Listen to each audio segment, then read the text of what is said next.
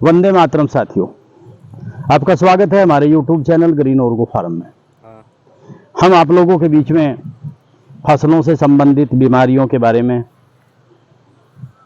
Agro forestry के बारे में, आपका पर्यावरण के बारे में और कुछ सामाजिक मुद्दों के बारे में आप लोगों के बीच में आकर के कुछ अपने विचार देते रहते हैं। क्योंकि मार्गदर्शन करना हर एक आदमी का कर्तव्य बनता है। हमारे बुजुर्गों ने हमारा किया और हम आने वाली पीढ़ी का मार्गदर्शन करेंगे, अपने भाइयों का मार्गदर्शन करेंगे, ऐसा मेरा मानना है। क्योंकि मनुष्य कभी पूरा नहीं होता, वो हमेशा कुछ सीखता रहता है और कुछ सीखते रहने की ललक ही उसे आगे बढ़ाती है और मेरे ख्याल से यही जीवन है। साथियों, बड़ा महत्वपूर्ण विषय लेकर के आप लोगों के बीच आया हूं। आज एक बात हो रही है अक्सर मिलेट्स के बारे में। मिलेट्स का मतलब मोटे अनाज के बारे में। आज से 2-3 साल पहले, 4 साल पहले इस बात की चर्चा हमें कहीं नहीं सुनी थी। अब ये सरकारें इसके ऊपर बहुत ध्यान दे रही हैं और इसकी तरफ किसानों को ले जाने का प्रयास कर रही हैं। उसके लिए बड़ी बड़ी गोष्ठियां, बड़े बड़े आयोजन, बड़े बड़े मेलों का आयोजन किया जा रहा है और आपके बीज भी मुहैया कराए जा रहे हैं।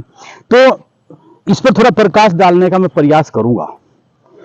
वैसे तो मैं ज़्यादा पढ़ा लिखा नहीं हूं, लेकिन फिर भी अपने तजुर्बे के हिसाब से जो मेरे दिमाग में सही आता है उसको आप लोगों से शेयर करता हूं, आप लोगों के बीच में उस बात का आदान प्रदान करता हूं। साथियों, जब हमारा देश आज़ाद हुआ और जब अंग्रेजों का गुलाम हुआ था, इस बीच में, चूंकि ये आपने एक कहावत सुनी होगी कि उत्तम खेती मध्यम दान निषिद्ध चाकरी भीख निदान। अंग्रेजों ने, चूंकि हमारी उत्तम खेती थी, खेती के लिए हम जाने जाते थे और एक स्वर्णिम युग था, वो स्वर्ण काल था, विश्व गुरु की बात हम लोग करते थे। तो अंग्रेजों ने इसके चरित्र को बर्बाद करने के लिए, इसके कैरेक्टर को बर्बाद करने के लिए, इसकी व्यवस्था को बर्बाद करने के लिए, क्योंकि उस टाइम हमारी एग्रीकल्चर व्यवस्था जो थी, हमारी खेती की व्यवस्था सर्वोपरि हुआ करती थी। एक बहुत बड़ा तबका खेती पर आधारित था और अधिकांश की जीविका और उसके रोजगार का साधन भी खेती ही था। साथियों, अंग्रेजों ने उसको बर्बाद करने का भरपूर प्रयास किया और उसके बाद, ये बहुत लंबी कहानी है, किसी और वीडियो में आपको सुनाऊंगा। तो उसके बाद जब देश आज़ाद हुआ तो हमारे पास खाद्यान्न की कमी थी, हमारे पास दूध की कमी थी। तो हमारे वैज्ञानिकों ने हमारे बीच में एक हरित क्रांति और श्वेत क्रांति लेकर के आपका आए थे और वो हरित क्रांति के रूप में हमें, हमारा ये गेहूं है, इसके रासायनिक दवाइयां हैं, रासायनिक खाद हैं, वो हमें परोसा गया था। साथियों, आपको ध्यान होगा, कुछ बुजुर्ग लोगों को पता है, जब हमारे पास खाद्यान्न की कमी थी तो हमारे नेताओं ने कहा था कि एक दिन का उपवास अगर हम रखेंगे तो उसमें काफी अंतर पड़ेगा। इसके अलावा एक बाहर से गेहूं आयात किया गया था, जो बड़ी अपमानजनक शर्तों पर आयात करना पड़ा था। हमारे जो नेता थे वो बड़े स्वाभिमानी थे। ये फैसले उस टाइम पर, उस वक्त पर लिए गए थे जब यहाँ खाद्यान्न की बहुत बड़ी कमी थी। साथियों, एक नरमा रोजा नाम का गेहूं आया था। तो वास्तविकता में क्या है कि मैं इस मामले को छोटा करते हुए अपने मेन विषय पर आता हूं कि गेहूं हमारी फसल नहीं है। वास्तविकता में गेहूं ठंडे जो मुल्क हैं उनके लिए गेहूं है और हम गर्म देशों के लोग हैं, तो यहाँ पर हम गेहूं खाते हैं। दूसरी बात, उसको अब मोडिफाइड करके उसको ऐसी वैरायटियां हमारी विकसित की हैं। हमारी पुरानी वैरायटियां होती थी, हमारी सरबती थी, हमारी बंसी थी, हमारी सोना मोती थी, हमारी खपली थी, हमारा गौवाला था। उनके अंदर फाइबर बड़ी मात्रा में होता था। आज आटे की मीलें लगी हुई हैं, चोकर को अलग निकाल दिया जाता है, वो आटा फिर हम लोग खाते हैं, फिर वो हमारी आंतों में चिपकता है और उसमें गैस बनती है और वायु की जितनी बीमारियां हों, चाहे आपका कैंसर रहा हो, आपका पैरालिसिस रहा हो, आपका दमे की बीमारी रही हो, तो इस तरीके से कई बीमारी हैं जो हमारी वायु से पैदा होती हैं।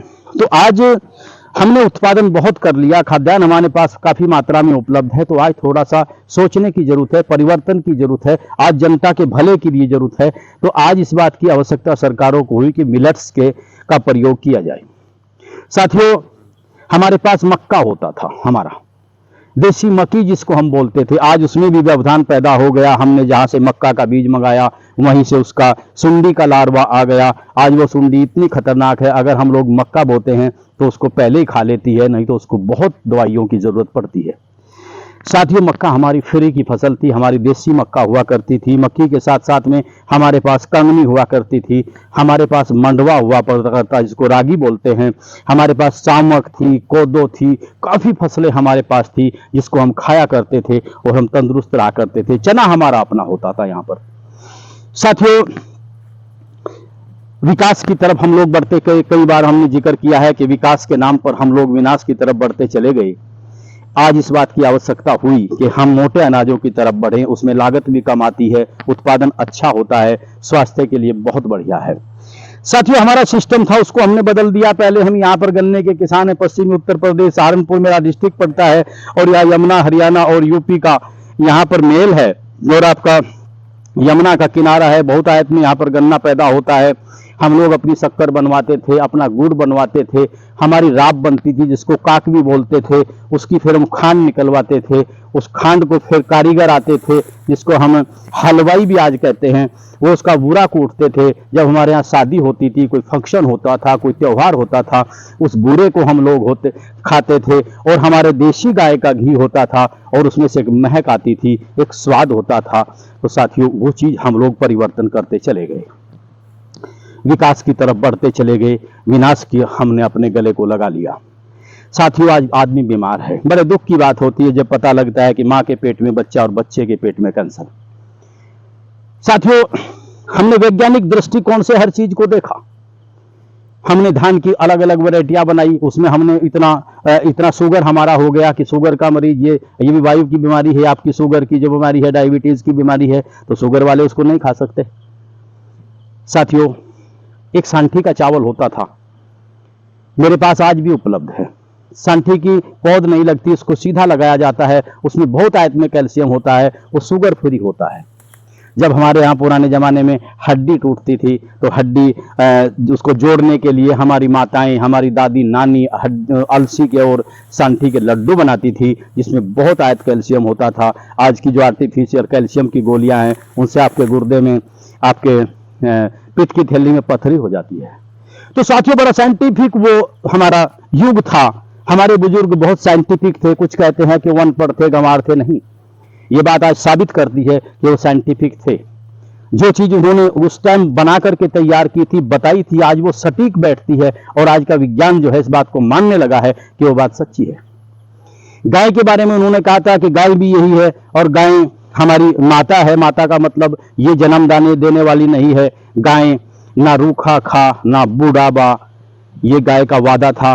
वो हर साल बच्चा देती थी, हर साल दूध देती थी, उससे घी निकलता था, तो रूखी रोटी हम नहीं खाते थे और नया बच्चा आकर के हमारा बैल बनता था। वो शक्ति का स्रोत था, हमारी खेती में काम आता था। तो इसलिए गौ माता के बारे में कहा है कि ना बूढ़ाबा और ना आपका रूखा खा। साथियों, हम परिवर्तन करते चले गए, बड़ी विडंबना है, बड़ा दुख है। आज फास्ट फूड है, चाइनीज फूड है, उनको हम लोग खा रहे हैं, पिज्जा बर्गर। पहले हम मक्की के दाने खाते थे, चने के दाने खाते थे, ये हमारे पास हुआ करता था चूरमा। आज भी मुझे अच्छी तरह याद है, जब हम स्कूल में जाते थे तो दादी हमारी देसी घी में और आटे में आपका रोटी को तोड़ करके उसमें शक्कर मिलाती थी, देसी घी मिलाती थी, उसका लड्डू बनाती थी, उसको हम चूरमा कहते थे। साथियों, वास्तविकता में उस स्वर्णकाल था और आज के युग को मैं कह सकता हूं कि हमारा हर आदमी परेशान है, चाहे वो बच्चा है, चाहे वो युवा है, चाहे वो स्त्री है, चाहे वो पुरुष है। साथियों, आमूलचूल परिवर्तन की जरूरत है। आज मोटे अनाजों की तरफ बढ़िए। आप लोग मक्का लगाइए, बाजरा लगाइए, मोट लगाइए। आप लोग, हम गुवार होता था यहाँ पर, हमारे बहुत आयत में गुवार होता था, आज नहीं है। मूंगफली होती थी, आज नहीं है। वो उसको हम एक तरफ करते चले गए। परिवर्तन का दौर आता चला गया, रासायनिक दवाइयों का दौर आता चला गया, रासायनिक खादों का दौर आता चला गया और आहिस्ता आहिस्ता हमने अपने आप को बर्बाद करने का एक बीड़ा उठा लिया। साथियों, अगर आप अपना तेल निकलवाएंगे, अपनी सरसों से निकलवाएंगे, अपनी मूंगफली से निकलवाएंगे तो आपको महंगा पड़ेगा। आप बाजार से तेल लेकर के अपने घर आते हैं अपने बच्चों के लिए, तो साथियों बड़े मजे की बात है, वो सस्ता है। एक और प्रॉब्लम हमारे सामने खड़ी हो गई, अधिक उत्पादन के चक्कर में हम लोग हाइब्रिड की तरफ जा रहे हैं और हाइब्रिड में फिर लागत हाइब्रिड आती है और लागत हाइब्रिड आती है तो स्वास्थ्य पर उसका प्रतिकूल प्रभाव पड़ा है। तो साथियों, मैं कहना चाहता हूं कि हमारी आने वाली नस्लों का क्या होगा, हमारे देश के भविष्य का क्या होगा। मैं अक्सर इस बात की चिंता करता रहता हूं, आपके बीच में आता रहता हूं, आपसे मशवरा करता रहता हूं, चाहे पर्यावरण का मुद्दा रहा हो, चाहे गौ संरक्षण का मुद्दा रहा हो, चाहे पुराने बीजों के संरक्षण का मुद्दा रहा हो। मैं पुराने बीजों का संरक्षण करता हूं। सोना मोती गेहूं मेरे पास है, बंसी मेरे पास है, मेरे पास आपका सरबती गेहूं है, मेरे पास आपका सांठिक धान है, सब्जियों के मेरे पास पुराने बीज हैं। आप नए बीजों से आप क्वालिटी की उम्मीद मत करिए, आप पोषण की उम्मीद मत करिए, मिनरल्स की उम्मीद मत करिए। आपको देसी की तरफ जाना पड़ेगा और आपको वही कल्चर अपनाना पड़ेगा जो हमारे बुजुर्ग अपनाते थे, जो 100 साल तक निरोग रहते थे, उनकी जबरदस्त काया थी। आज हम बीमारी की तरफ बढ़ रहे हैं। तो साथियों, इन मुद्दों को लेकर के मैं आप लोगों के बीच में आया था। हमारे कुछ बच्चे ऐसे हैं, वो आने वाले वक्त में इन चीजों को भूल जाएंगे। आज अगर हम किसी बात में बड़ा उपवास होता है, गौमूत्र की बात होती है तो लोग बड़ा उपवास करते रहे। गौमूत्र, अगर गौ माता है तो सांड पिता है। अरे शर्म आती है आप लोगों की सोच के ऊपर। कैसी सोच लेकर के आप लोग बैठे हैं?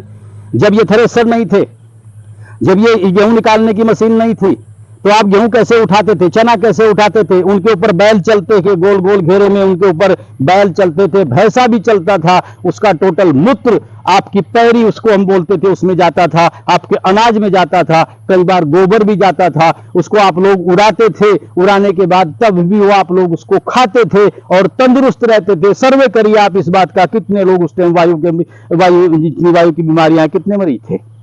पैरालिसिस कितनों को था, कैंसर कितनों को था, शुगर कितनों को था। वास्तविकता में हमने इस पाश्चात्य सभ्यता की तरफ बढ़ करके इन रोगों को आमंत्रण दिया है, निमंत्रण दिया है, इनकी दावत हमने की है, परोस दिया है हमने। साथियों, बहुत लंबा विषय है, कभी फिर आपके बीच में आकर के बात करूंगा। आज मैं सिर्फ इस बात को लेकर के आया हूं कि आप मोटे अनाजों की तरफ बढ़िए। आप 50 बीघे के किसान हैं, आप 5 बीघे में लगाइए, थोड़ा बाजरा लगाइए, थोड़ा मंडवा लगाइए, थोड़ा मक्का लगाइए। आप उसकी मिक्स रोटी आप बना करके खाइए, आपको नहीं चिपकेगी, आपको गैस नहीं बनेगी। ये जो मेद है ना, मेद, ये मेद नहीं बढ़ेगा, ये गेहूं की देन है। मुझे अच्छी तरह याद है, जब हमारे यहाँ मक्का की रोटी बनती थी, उस टाइम हमारे पास मंडवे की रोटी बनती थी, खिचड़ी बनती थी कंगनी की। तो जब कोई मेहमान आता था तो हम खुश होते थे कि आज गेहूं की रोटी मिलेगी। साथियों, एक वक्त वो था कि कंटिन्यू हमारे पास वही अनाज थे, उनसे ही रोटियां बनती थी, हम तंदुरुस्त रहते थे और हमारा समाज तंदुरुस्त रहता था। आज भी मैं यही संकल्पना करता हूं, यही आशा है परमात्मा से, परमपिता परमात्मा से, कि सभी मेरा देश स्वस्थ हो, सभी बच्चे स्वस्थ हों, स्वस्थ शरीर के अंदर स्वस्थ दिमाग रहता है। मेरे साथियों, जहां चाह होती है वहां राह होती है और आवश्यकता आविष्कार की जननी है। तो मैं आप लोगों से कहना चाहता हूं, आपका करबद्ध प्रार्थना करना चाहता हूं कि अपने बच्चों के लिए, आने वाले देश के भविष्य के लिए थोड़ा परिवर्तन करिए, थोड़ा बदलिए। कोई और विषय जब मेरे दिमाग में आएगा उसको लेकर के आपके बीच में आऊंगा। तब तक के लिए बहुत बहुत धन्यवाद आपका। जय हिंद, जय किसान, जय गौ माता, जय जमुना मैया, जय जमुना मैया। बहुत बहुत आभार, बहुत बहुत धन्यवाद। जय हिंद।